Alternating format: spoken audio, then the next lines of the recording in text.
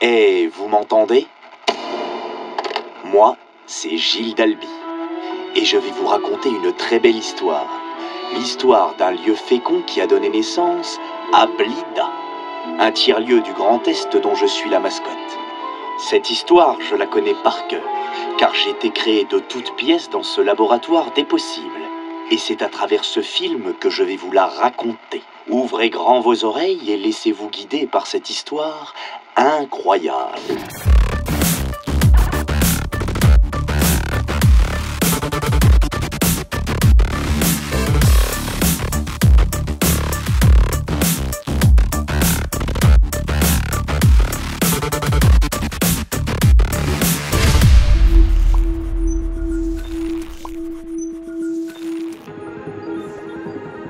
Inspiration, innovation et intelligence collective.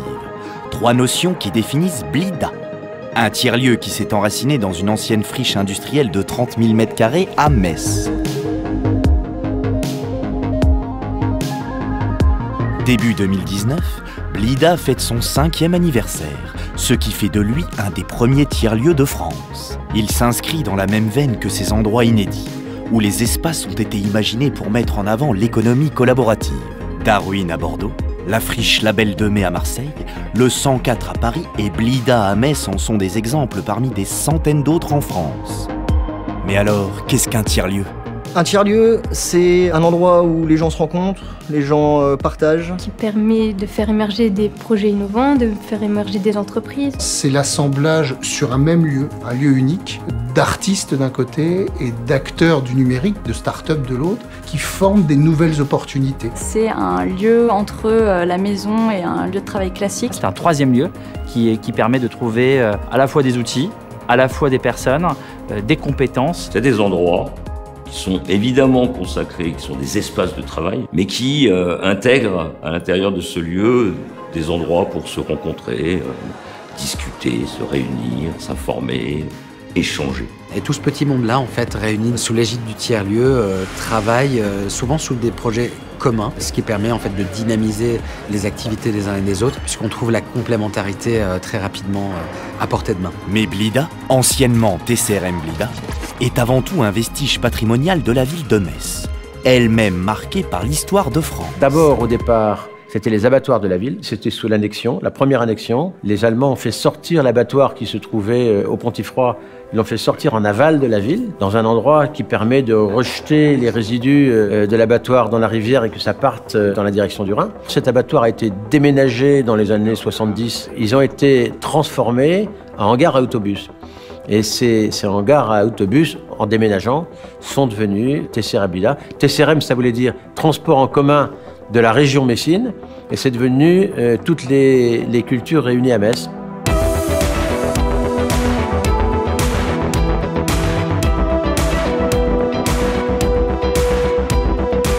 Ce sont les organisateurs de Nuit Blanche Metz, une manifestation artistique dédiée à la création contemporaine entre 2008 et 2013, qui ont initié le projet Blida. En investissant les locaux libérés pour en faire un centre d'art éphémère à l'occasion de la dernière édition, les artistes posent leurs premières empreintes. La Nuit Blanche se passe, 5 et 6 octobre 2013. On accueille plus de 30 000 personnes sur le site, donc c'était quand même assez fabuleux à voir. En juin, on voyait des bus partout sur le site et 3 mois plus tard, c'était rempli de personnes qui venaient découvrir des installations numériques, des œuvres d'art, des concerts. Observant le potentiel, les collectivités du territoire décident alors de financer le réaménagement du lieu. Le mot d'ordre ? Y développer richesse culturelle et numérique au détriment de projets immobiliers. En février 2014, les premiers acteurs de Blida commencent à s'approprier physiquement les différents espaces. Je ne veux pas parler de hold-up, mais enfin c'était pratiquement ça. Quand nous sommes arrivés, c'était un lieu vide et on s'est vraiment installé à l'intérieur. Les artistes sont arrivés, on leur a dit prenez un espace, investissez-vous dans le lieu, investissez le lieu, c'est gratuit, ça ne durera pas. Ça ne durera pas, on ne sait pas combien de temps. Pour l'instant, profitez-en. On a effectivement colonisé d'une certaine manière les lieux. Rien que physiquement, toutes les structures qui étaient dedans avaient des espaces qui étaient un peu à géométrie variable, comme le lieu n'était pas plein. Dans tous les cas, il fallait s'installer pour montrer que Blida, ça servait à Metz. On a visité différents espaces, on est tombé sur ce vestiaire, l'ancien vestiaire des femmes, on a vu qu'il y avait une belle hauteur sous plafond. Quand on a récupéré le local en 2014, c'était entièrement blanc, carrelé au sol. On l'a transformé de A à Z pour en faire un studio d'enregistrement vidéo. Et donc on arrive en février, il n'y avait personne. On était au milieu de la serre, c'était très drôle. On avait un espace immense rien que pour nous. On a amené une caravane qu'on venait d'acheter, qui a été transformée en studio labo photo. Et de là, Blida se construisait, BoutDC se construisait en même temps. Et du coup, on s'est installé plus que prévu à Blida, puisque maintenant on a un studio, vous voyez derrière.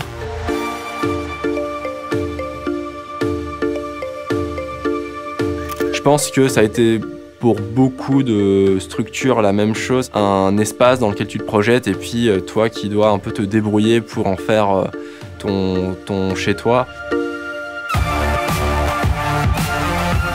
Une fois que la machine était lancée, en fait, elle ne s'est jamais arrêtée. Au fur et à mesure, d'autres résidents sont arrivés. Blida, en fait, c'est un cercle vertueux. Ils vont comprendre que l'énergie que les gens apportent dans ce projet, c'est ce qui fait venir les autres personnes, en fait. Et c'est ce monde-là qui est au centre du projet. Ce sont les personnes, ce sont les gens qui font Blida.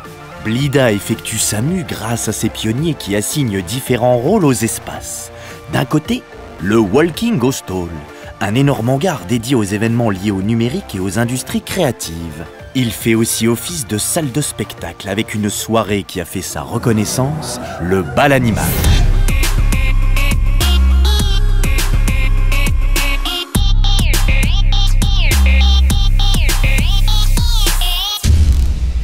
Quelques mètres plus loin, la Grande Serre, un atelier de production dédié aux artistes, plasticiens, designers, architectes, scénographes et artisans qui se partagent plus de 2500 m² pour y exercer leur activité. À proximité des espaces communs, un espace de coworking dénommé Le Poulailler, véritable lieu de travail partagé de 150 m² qui permet d'accueillir 20 personnes en simultané, qu'ils soient auto-entrepreneurs, étudiants, télétravailleurs ou indépendants. C'est l'endroit idéal pour créer un réseau d'échanges et valoriser les synergies. Mais la racine même d'un tiers-lieu se trouve dans les espaces de vie collective, qui viennent favoriser les échanges entre résidents et renforcer la communauté de Blida. Autour d'un repas préparé par l'amour foot dans la cantine, sur les terrasses du jardin ou même dans la rivalité d'un baby-foot, tout est mis en œuvre pour se trouver, se retrouver et agrandir son répertoire et son savoir-faire. En 2015, Metz Métropole obtient la labellisation French Tech, initiative lancée par le ministère de l'économie pour soutenir l'accompagnement, le financement et la valorisation à l'international des startups françaises. Labellisé Lorraine Tech et porté par le Sillon Lorrain, Blida est alors choisi pour devenir le bâtiment totem pour Metz et sa métropole, en ouvrant ainsi un dispositif d'accueil réservé aux startups. Ce bâtiment, qui sont les anciens locaux administratifs des bus, ils méritaient d'être rénovés, mais ils n'étaient pas investis. Quand on a visité, on s'est dit qu'il y avait 700 m² à valoriser. Mais l'idée de se dire, j'ai Post Nuit Blanche qui vient rencontrer Lorraine Tech, c'était évident que c'était la recette gagnante. Blida se mue une seconde fois pour affirmer un positionnement Arentech, en phase avec les énergies du territoire. Véritable pépinière d'entreprise, l'évolution et la réussite du tiers-lieu lui permet d'acquérir sa légitimité. Blida est à la fois un phare à l'échelle régionale, c'est un projet qui est repéré, plus qu'un projet d'ailleurs, c'est un lieu. Blida a su rapprocher les autres acteurs, tiers-lieux, mais aussi les acteurs de l'économie numérique, de l'innovation et aussi des industries culturelles, les rapprocher pour en faire un vrai réseau. Et donc en ça, on peut dire que Blida est un phare qui permet d'arriver à chacun à bon port. On a su prouver l'importance de Blida sur le territoire. On a été accompagné par des institutions publiques et des partenaires privés pour développer le projet. Le projet devait aussi prendre son envol et voler de ses propres ailes. Donc nous sommes sortis de la régie directe de la ville de Metz en montant une association afin de gérer et d'animer le tiers-lieu et pouvoir donc faire venir de nouveaux résidents. L'objectif est de soutenir l'entrepreneuriat numérique et artistique, ainsi que l'innovation et l'attractivité du territoire. Mais l'équipe de l'association contribue avant tout au développement et à l'accompagnement des projets de ses résidents. Blida aussi propose de nombreux accompagnements, par exemple être reçu par la caisse d'épargne pour financer notre projet. On a eu également des rendez-vous avec l'INPI pour ce qui est protection intellectuelle et FIDAL pour tout ce qui est fiscalité. C'est vrai qu'on bénéficie quand même d'accompagnement. Il arrive vraiment à tous les stades du projet. Ça peut aller de l'aide à la rédaction d'un business plan, au changement d'échelle, ce que je vis actuellement. Ça nous a vraiment aidé pour mûrir et développer notre projet. Couver les projets pour les voir éclore à l'intérieur d'un seul et même lieu. Blida. L'idée ? En faire des produits du terroir. C'est ce cycle qui définit les synergies qui s'y trouvent pour y instaurer une signature commune, le Made in Blida. Symbole de co-création, je suis l'exemple parfait de cet ensemble de possibles. Dessinateurs, graphistes, maquilleuses FX et sociétés de production audiovisuelle, tous implantés dans un seul et même lieu, ont permis ma naissance et ont fait de moi la mascotte officielle de Blida. Prototypage, menuiserie, jeux vidéo, impression 3D et bien d'autres aspects industriels viennent illustrer Blida comme une usine du futur.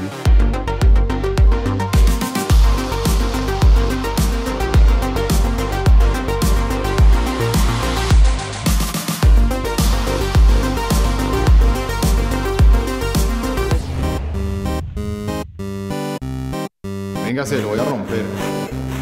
Y mira. ¿Qué necesitas ahí? Venga, ¿qué buscas?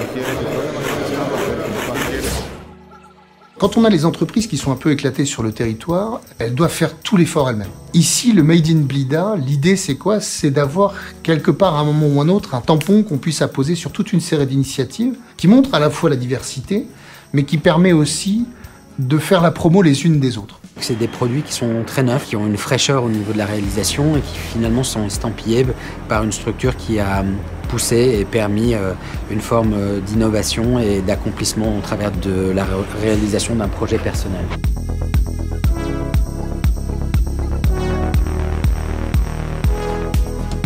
Si Blida arrive à rassembler ses résidents autour d'une marque commune pour mettre en lumière leur création individuelle et collective, le tiers-lieu est également dédié aux médias.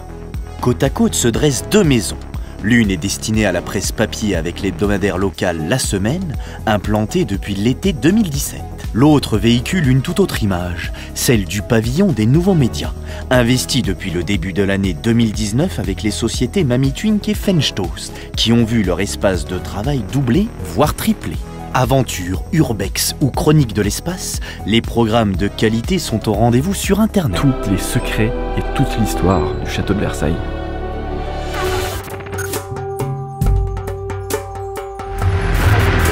Rejoignez-moi sur mon vaisseau, on parlera de science-fiction.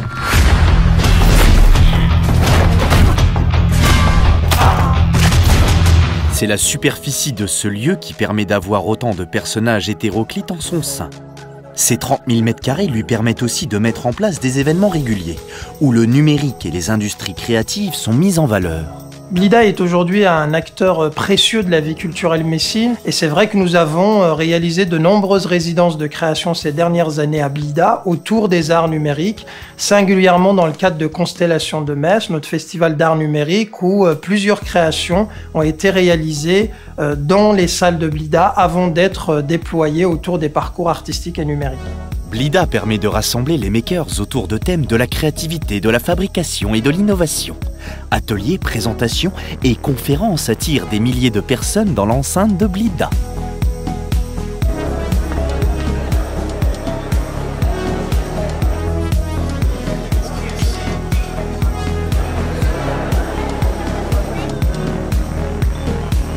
Si ce genre de festival attire les curieux de la métropole, Blida organise aussi des événements réguliers. Blida met en lumière les entreprises de demain, en organisant différents salons et manifestations.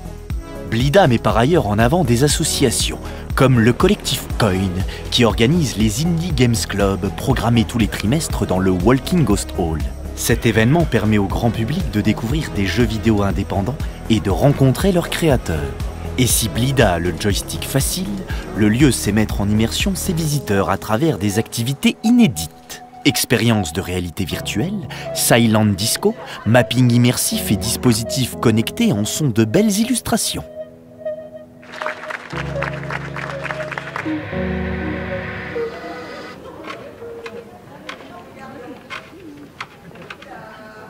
Si les événements publics permettent de mettre en valeur les grands espaces du tiers-lieu, il existe d'autres pièces plus discrètes entre les murs de Blida. Alors ici, en fait, on est à l'Expressive Game Lab, qui est à la fois un lieu orienté vers la recherche, c'est-à-dire j'ai des doctorants ou des collègues chercheurs qui peuvent venir pour faire des analyses de jeux vidéo, notamment. Mais l'initiative ne s'arrête pas là. C'est aussi un laboratoire de l'apprentissage en relation avec l'Université de Lorraine.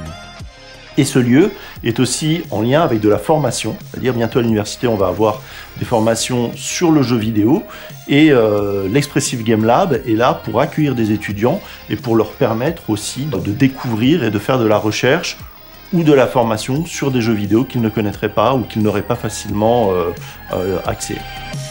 Pour continuer sur sa lancée et garantir son mouvement perpétuel, le tiers-lieu amorce un nouveau projet ambitieux. Intitulé Blida 2020, l'objectif est de rénover l'ensemble du complexe pour en faire un lieu attractif au service de l'agglomération messine et de la région Grand Est.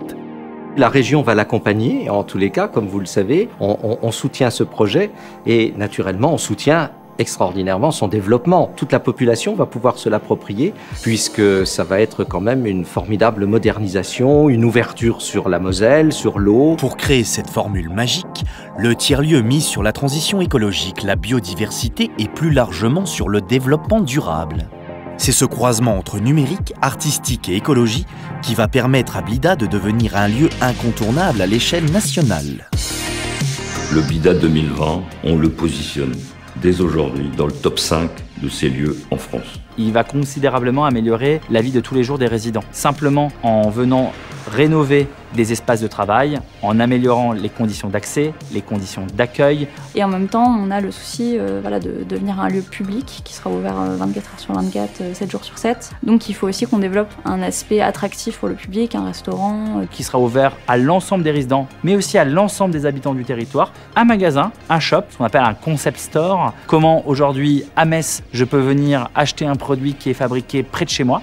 Une salle de spectacle qui va permettre aux créateurs du territoire, dans le domaine de la chorégraphie, dans le domaine du théâtre, dans le domaine de la création numérique, d'avoir un espace sur mesure pour fabriquer des nouveaux projets, des nouveaux spectacles, des expositions qui pourront ensuite être déployés sur l'ensemble de la région Grand Est, mais plus largement, on l'espère, au niveau national. Si Blida met en place ce projet ambitieux, la volonté de l'administration est tournée vers cette notion d'ouverture. Ouvert au projet, à l'écologie, à l'innovation numérique, aux médias, mais surtout au public. Je souhaite aussi faire en sorte que les Messins puissent se réapproprier cet espace-là qu'on a un peu tendance à oublier parce qu'on met un gros focus sur ce qui se passe derrière la gare.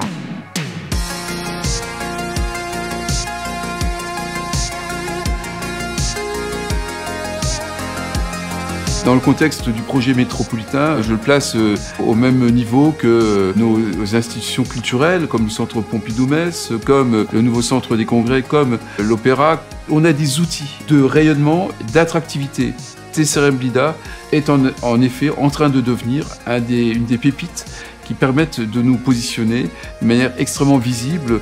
Modernisé pour accroître la visibilité, si le projet 2020 est résolument tourné vers l'avenir, il reste le futur outil des principaux concernés, les résidents. Si les travaux ne commencent qu'en été 2019, les résidents sont déjà animés à l'idée de se projeter dans ce nouveau Blida, synonyme de territoire des possibles. 2020, c'est un objectif important pour Bluepad. Nous, notre souhait, c'est de pouvoir faire partie des toutes premières startups qui intègrent la halle des startups qui sera ouverte à l'issue des travaux. On a hâte que ça arrive. Aujourd'hui, on commence à avoir un petit peu on est un peu à l'étroit. Bon, ça fonctionne, hein. On est en capacité de pouvoir fonctionner dans les locaux de Blida. On est pressé de pouvoir intégrer les nouveaux bureaux et on espère que les travaux se passeront le mieux possible. C'est un mal pour un bien. Ça va être probablement perturbant. Des travaux, c'est toujours perturbant, le bruit, etc. On s'y attend. Ça va être des milliers de mètres carrés qui vont être ouverts pour accueillir des nouveaux acteurs avec qui on pourra discuter ou pour lesquels on sera même intermédiaire dans certains cas pour faire d'autres choses. Blida, ça nous a permis de créer notre entreprise, de créer notre activité. Et je pense que ce projet est aussi indispensable si Blida veut pouvoir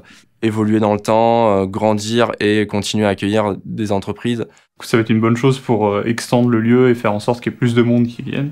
Faire en sorte que les espaces soient mieux aménagés. Par exemple, pour un des bureaux professionnels, c'est un peu pénible de temps en temps, en fait. Donc les travaux, ça va remettre Blida à niveau, quoi. C'est une bonne chose.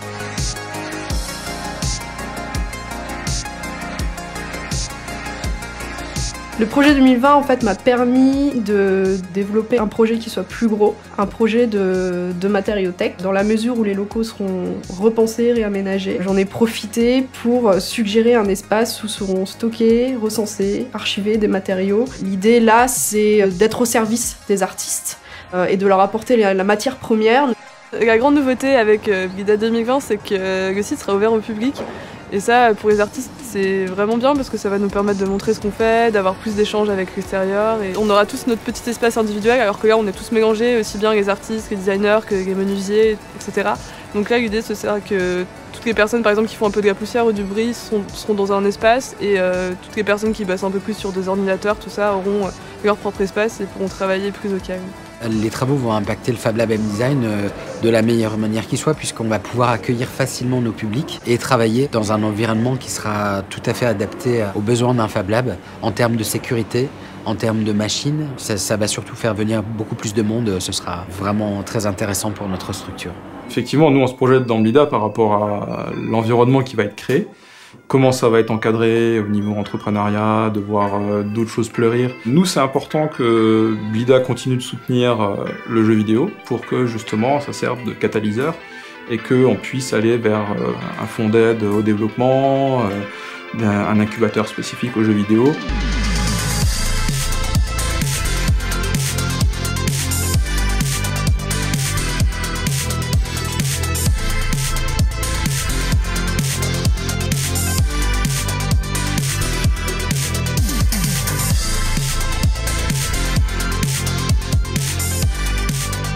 À la fois, Blida sera un lieu vitrine, intéressant de par le nombre d'activités qui auront dedans, mais surtout, ce qui nous intéresse, c'est l'interaction avec d'autres domaines, par l'échange de beaucoup de technologies qu'on ne connaît pas dans l'imprimerie traditionnelle. Donc ça nous donne des idées et des choses à essayer également. Donc on est impatient de pouvoir découvrir d'autres talents encore. La Banque Populaire Alsace-Lorraine-Champagne, en partenariat avec la Caisse d'épargne, a soutenu dès le départ l'approche qui était faite par Blida. Le projet 2020, bien évidemment, on est directement concerné. Donc il est très important pour nous d'être vraiment au cœur de la machine et au cœur des acteurs de l'écosystème. C'est normal qu'en tant que partenaire de l'association TSRM Blida, nous avons décidé de nous y investir et d'accompagner au financement de ce projet important.